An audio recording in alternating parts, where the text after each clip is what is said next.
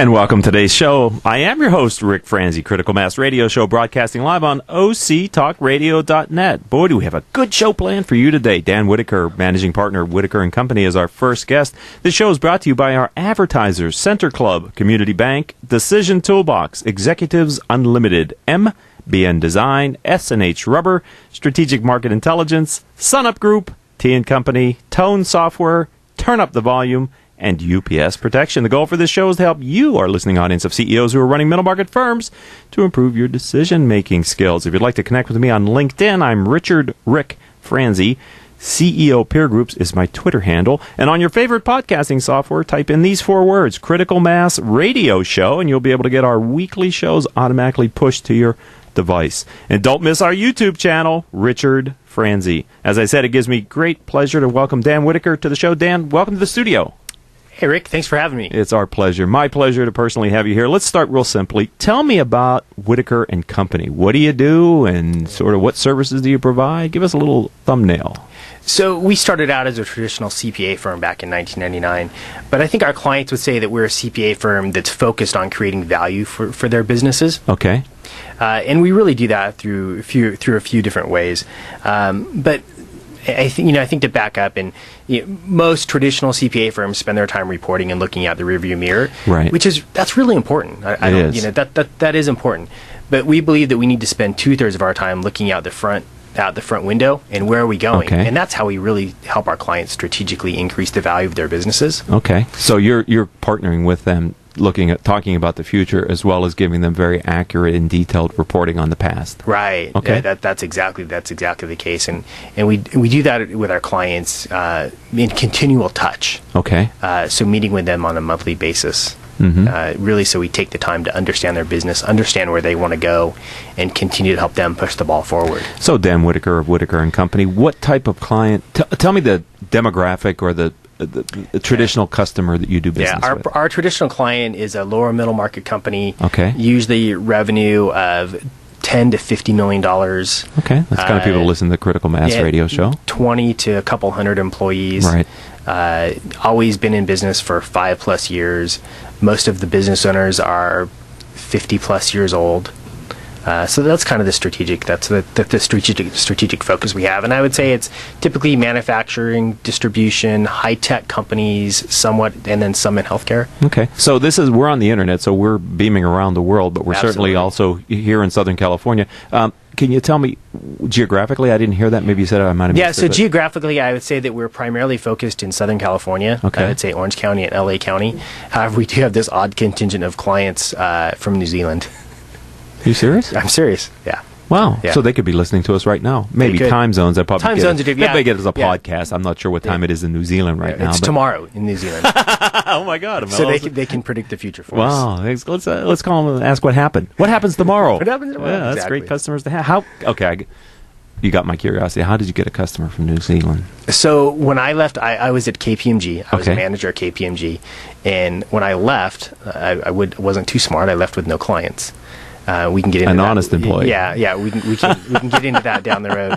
But when that happened, I ended up getting a referral from KPMG with a New Zealand client, and I got to be friends with the partners at the accounting firm down in New Zealand. Okay. And they kept calling me saying, "Hey, we don't really want to refer work to a Big Four firm in Southern California because they're too expensive. Can we refer them to you?" Whoa.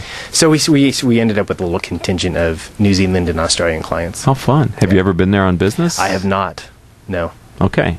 It may be something you want to consider at some point. Absolutely something. Dan Whittaker, managing partner, Whittaker and Company, is here. We didn't talk about your value acceleration model. Can you explain what those 3 words mean, and then give us a little context for that? Yeah. So we really work with our clients on a strategic side to help them do 3 things: create value, accelerate value, and harvest value. So what does that mean, right? That's a lot. Yeah, it sounds good. So for a lot of companies, they haven't talked about or haven't figured out how to create value. So they've, maybe owners started a company and they've been running forward and now they have 20 employees, 50 employees, 100 employees, but it's because they were able to make a widget good when they started the business 20 years ago, 30 years ago. But they haven't thought about how to create more value. So one thing we do is we help them strategically create a more valuable business. Okay. You mean when create a more valuable business, more valuable to their customers, or more value as far as the value of the business? Typically more value to themselves in the area of what's the business worth. Okay. And that's important. It's very so important. much of a business owner's net worth can be tied up in their business, right? I would say the majority of their net worth is tied up in their business. They're overweighted on that part, right? Right. So that's where you get further into the conversation. Okay, maybe they've created value or they have a business that's valuable, but there's things they need to fix. Or how do they accelerate value? Okay. They're 60 years old, they're 65, 70. And they're looking at themselves going, okay, this is great. I've created this business that I love running. I love being here every day. It's the biggest asset in my estate. And I need to take that value and turn it into something that I can invest that's going to take care of me for the rest of my life and take care of my family and my heirs and create a legacy. So really what we do is after they have something that's valuable, we help them accelerate value. Okay. So increase the value even faster. Okay. And the next, how do we harvest the value? How do we transfer that asset into something that's investable? Okay, so you're helping them to be a little more liquid with their investment then. Yes, okay, absolutely. Do you have a framework for this? We do, and that's called the value acceleration model, which is what you were leading coming to. Full circle now. Exactly. Okay. So the value acceleration model is a best practices model that we've picked up from the Exit Planning Institute, which is an international organization. And it's a best practices method to go through, make an assessment of where you are today, and then accelerate value all the way to how do we exit the business or succeed the business. So there are different drivers and levers that different business owners could choose to use to employ with the value acceleration model then? Absolutely. Okay, and that really depends on a bunch of different factors. And absolutely. So you mentioned the Exit Planning Institute? Yes. All right, so you opened the door to that subject. Yeah. Tell me about that. So I am the chapter president for the Southern California. Look at that. Managing partner, chapter president. Wow. Yes. Of the Southern California, thank you. Of the Southern California chapter of the Exit Planning Institute. So the Exit Planning Institute, there's about 300 members, people that are certified exit planners, which in addition to being a CPA, I am a certified exit planner. Okay. So that means I have the credentials to help business owners go through the process of determining the value of their business, accelerating the value, and then exiting and harvesting that value to do something else with it. Is that a popular subject in today's business world? It seems to be a very popular subject in today's business world. Yeah. Yeah. Well, I asked that sort of tongue-in-cheek in the sense that a lot of business owners are getting to the point where they need to start thinking about that, right? Absolutely. And you can't think about that. You should think about that well in advance of when you're planning to exit the business. Is that a safe thing to say, Dan? That's a very safe thing to say. And we can get more into that as we go. Sure. But you want to think about that not months in advance, but years in advance. Even if it's a family business, right? Well, I think if it's a family business, I think it's even more critical. Why? Because if you've got family, you've got kids, you've got heirs employed in the business, I think in many cases it's your responsibility to make sure that they're successful going forward. And a lot aren't successful, aren't that generational change can be dangerous for the business, can't Absolutely. it? And, absolutely. Most businesses that transfer to a generational change make it to the first set of heirs, but not the second. Wow. So you work so hard to build this business, and it's gone. And then it's gone in a generation. Yeah.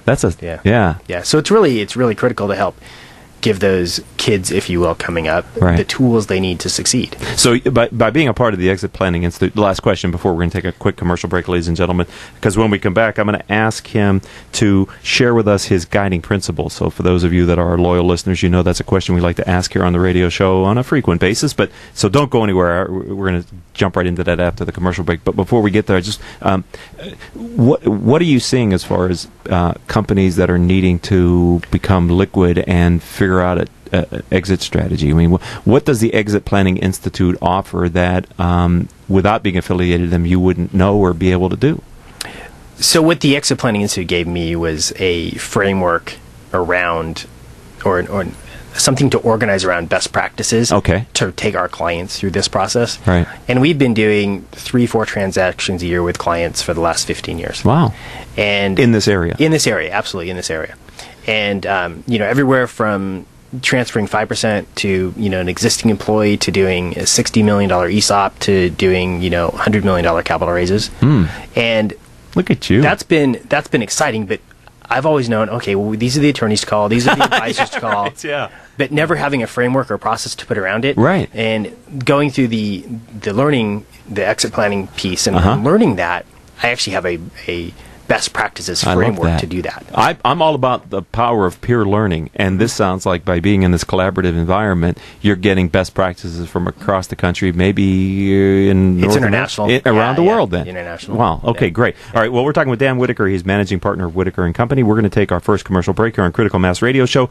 Don't go back, because in less than 2 minutes, we're going to be talking about his guiding principle, and you don't want to miss that. Richard Franzi is the author of 2 popular business books for CEOs. His first book, Critical Mass, The 10 Explosive Powers of CEO Peer Groups, was the first book ever written on the secret value of CEO peer groups. His second book, now with newly updated information, is Critical Mass, The Power of CEO Guiding Principles.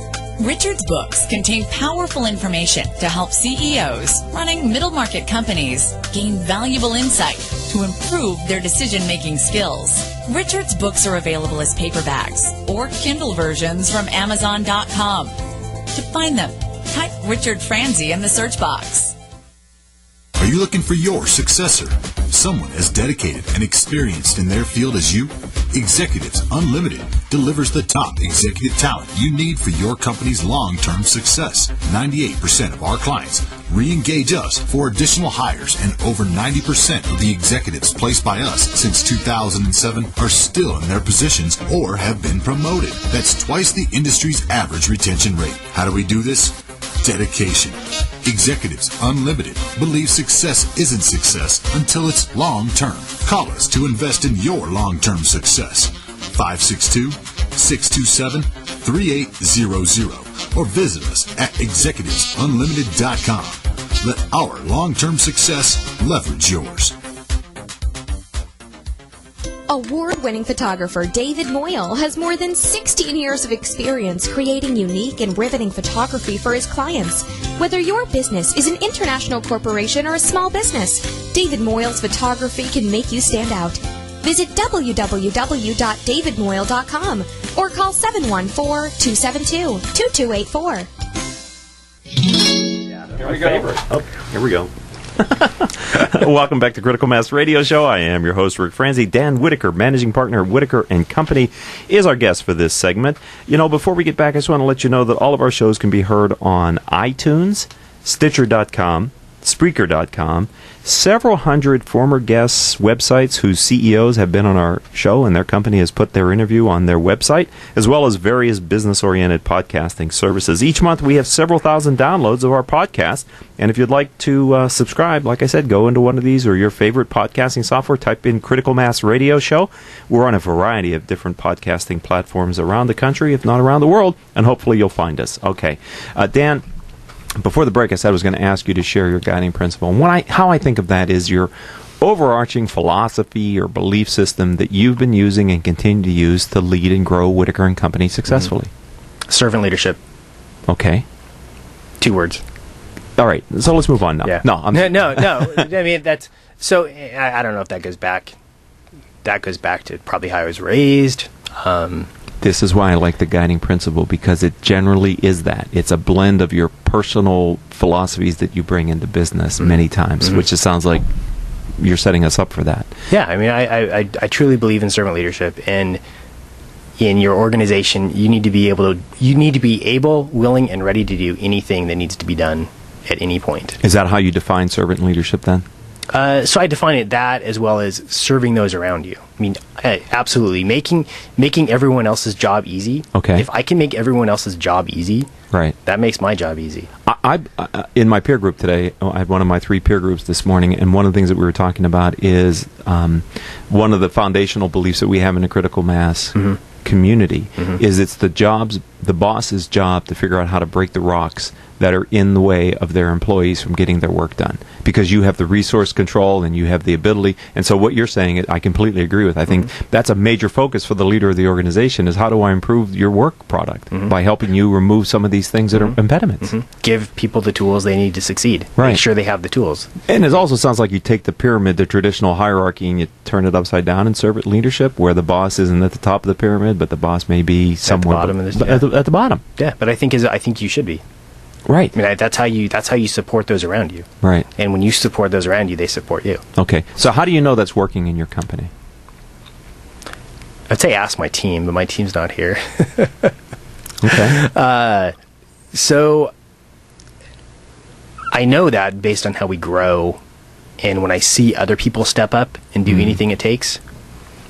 So you're modeling the behavior. Yes, I believe when you model the behavior, tone at the top, and people step up and do things they wouldn't otherwise be required to do, that proves that you're doing things that you're not required to do. Right. And, there's times when things get crazy, or, things are busy. And you are a CPA, aren't you? Right, exactly. You do have a busy season, don't you? Exactly. And when everybody steps up and gets things done and people do things that are out of the ordinary, that tells me that it's working. Right. And I think, tell me if this is true, Dan, it colors the nature of the conversation that employees have, supervisors, leads, managers have with you, right? Yes. Because my sense is, in that type of model, a person who doesn't believe in servant leadership probably wouldn't be satisfied being in the company, because maybe they want the power that accrues to the position, and if you're not supporting that, then that's probably not a good culture fit for those type of people. Absolutely. So you actually attract then people who are comfortable with that model as well. Maybe not initially, but certainly long term. Long term, yes, yeah. Yeah, they weed themselves out, right? Self-selecting. Yeah, every once in a while, one can sneak through. Right. Yeah. No one has a perfect hiring model. It's an area. It's an art, not a science. Exactly. Isn't it? Dan Whittaker of Whittaker and Company. It is. Well, thank you for sharing your guiding principle with us here on Critical Mass Radio Show. So, I'd like to explore current challenges that our guests are facing. Everybody faces them. We certainly had them during the Great Recession, but they still persist. I'm wondering if you could talk about some of the challenges you encountered when you first opened your business. Can you take us back to those crazy days? Yeah, so I'll do that really quickly. When I started Whittaker and Company, it was 16 years ago. I was 29 years old. The first thing you learn is those people around you, as a CPA, those people around you that are probably willing and able to buy your services and pay for what you have to offer, do so if you have gray hair. At that point, I didn't really have gray hair, so I took it a step further and just lost my hair. Okay. That'll show them. So that worked, right? So that stepped up the game a little bit. The other thing is when I left KPMG and started the firm, my wife was 5 months pregnant. Whoa! So that changes your game too, because you don't have a choice but to succeed and to figure it out. And as I said earlier in our conversation, I didn't have any clients when I walked out the door either. Right. Absence of options focuses the mind. Absolutely. Sometimes too many options can be distracting for an entrepreneur. Yes. It really, sometimes you're best served by having just and burning the ships, not having an option to go back to the corporate world. Exactly. Got to make it work, right? Exactly. 16 years ago. Made it work. Here we are, 16 years later, and year before last, we were the fastest growing small firm in the U.S. Really? Yes. So that's congratulations. That's been great. So we've been growing. We've been doing well. But those are some of the things that we went through starting out. It was just tough. It was tough when you're 29 years old and you don't have trust of the people that are your parents' age, right, willing and able to buy your services. Right. You really have to. But it teaches you there are people that I've been in sales for most of my career, and I always believe there's somebody that will buy this product. I just have to find them. Right. So there's somebody that'll buy everything. The question is it an attractive enough product that we can sell enough of them to make a business out of it? And the other thing around that is, just because somebody doesn't believe you're valuable, that doesn't mean that what you have isn't valuable. Exactly. That just means they don't understand that it's valuable. Yeah, I heard someone, it might have been an actor, who said, you're going to meet a lot of rejection in your career. To be successful, you need to use that to fuel your passion and not let it dissuade you from your career. Great. So let's just get through the rejection and keep going. Yeah. Right? Right. Yeah. All right. Yeah, exactly. So let's fast forward to today. Yeah. Any challenges you're facing at Whittaker and Company? So I think we do have some challenges at Whittaker and Company. If we didn't, we wouldn't be normal. Is marketing one of them? Marketing would be one of them at times. Of course. Yeah. I think something that we see in the marketplace and trying to help business owners, especially lower middle market business owners, is they're so focused day to day on putting out fires. You're laughing. I work with them. I know. I love them. So do I. I agree with you. So do I. So they're so focused on putting out fires on a day-to-day basis that they somehow forget to take a step back and look at the map and try to figure out where they're going. Right. And the way that we can help them most is if we can help them take a step back and look at where they're going, so they can get to where it's most important for them. They're so focused on flying the plane today that they don't know what direction the plane's going in, and we can help them change that. And when you fast forward that to now we have a valuable asset, this business, and we want to harvest that and turn that into something else. The number that I've heard so often from owners is, I need $10 million. I mean, that's just a round number, but that's feels the number, good. Yeah. That's the number that gets thrown out. That's generational wealth. So if you think about that, most businesses today are probably worth 60 to 70% of what they could be worth. Okay. So if your number is 10 million, for sake of discussion, it's probably worth 6 to 7. You don't fix that gap in 6 months. No. You don't fix that gap in 12 months. Right. You fix that gap in 24 months, 36 months, 48 months. Because you need a trail of performance. You need a trail of performance. You need to install tools to make sure they work. You need to get a management team on board that's strong. I mean, we can talk through 100 different things that need to be done in many cases. Right. But it takes time. Right. And I think our clients and the companies we work with so often are in a position of, hey, we want to be done in 12 months. Yeah. Well, it doesn't take 12. So we need to take a step back and realign what it is you're after and start to work with what makes sense. Okay, well, I'm thinking as we're talking, I'm certainly only scratching at the surface of what you know on exit planning. So maybe there's a show in the future where we could come back and you could share the various exit strategies, and we could just kind of hit so 8 different ways to get out or something. Yeah, exactly. Yeah. All right, so we only have a few minutes left, but I wonder if you could share your current growth opportunities. Where are you taking Whittaker and Company? You're going to come back. When you come back, what are you going to be talking about from a growth perspective? From a growth perspective. So I'm committed to us being the #1 succession planning firm in Southern California. Well, I like that. That's a BHAG, big, hairy, audacious goal, right? That's exactly what that is. Okay. Yeah. And the reason I'm committed to that is I believe that we as advisors have a fiduciary responsibility to help our clients succeed.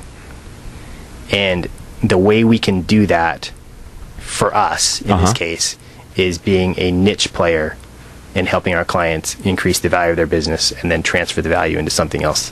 Wow. So that's our charge. Okay. Well, and have you shared that with your team? Absolutely. Of course. It's on our strategic 2-page plan. Perfect. You have a 2-page plan. We have a strategic 2-page plan. That's exactly the size of a plan that most companies in the middle market could benefit from having. Absolutely. I'm not a fan of multi-page written business plans. I think they are the 3-ring binder that goes on worth the that doesn't work. 1-page, 2-page, something simple, something that you can enjoy and understand. And actually, many times I've seen companies, they get so tired through the business planning process, they don't implement it because they're just exhausted from the process of the front end of it. So shouldn't do that. Shouldn't do that. Okay, so that sounds like one of the things you probably do with your companies when you're helping them to increase their value is to make sure they have a business plan. Right. Looking out their front windshield, right? Where are we going? How are we getting there? All right, well, absolutely. Dan, I wish we had more time. I really do, because it's kind of just bounced by way too quickly, and we had more questions to ask you, but we're going to definitely get you back. But before, I can't let you leave without saying, how does someone who may be listening to us live on OC Talk Radio or as iTunes, how do they find Whittaker and Company online? How would they find it? So it's really easy. We have a website. It's WhittakerCoCPAs.com. Can you spell that? It's WhittakerCPAS.com. Thank you. Thank you. Thanks for being a friend of the program. Yeah. I've enjoyed this conversation. Welcome to the community, and I look forward to having you back on the show. Thanks for having us on. Okay, Dan Whittaker of Whittaker and Company. Stay tuned, ladies and gentlemen, for another short commercial break, and our second guest will be in the studio, and we'll continue the conversation on OCTalkRadio.net.